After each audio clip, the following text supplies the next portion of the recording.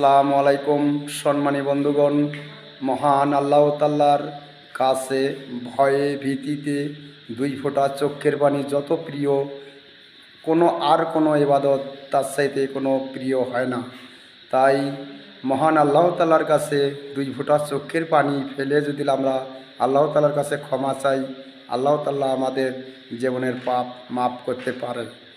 আল্লাহ তাআলা আরও বলছে, আমার আল্লাহ রাসূল বলছে, গাভীর বাটের মধ্যে কি দুধ বাড়ালে যেমন আর গাভীর বাটের মধ্যে দুধ ফেলে দেওয়া যায় না, আল্লাহ তাআলার ভয়ে যে বান্দা কাঁদে তাই আর জাহান্নামে যেতে পারে না। তাই অবশ্যই ভিডিওগুলো দয়া করে দেখবেন, ভালোবাসা দিবেন, ফলো দিবেন। আমার হাদিস ও কোরআনের কথা, আল্লাহ ও আল্লাহ রাসূলের কথা, হাদিসে কুদসি আল্লাহ তাআলা নিজে বলছে, এই কথাগুলো একটু বলার সুযোগ করে দিবেন। আমি আপনাদের জন্য দোয়া করব, আপনাদের পিতামাতার জন্য দোয়া করব।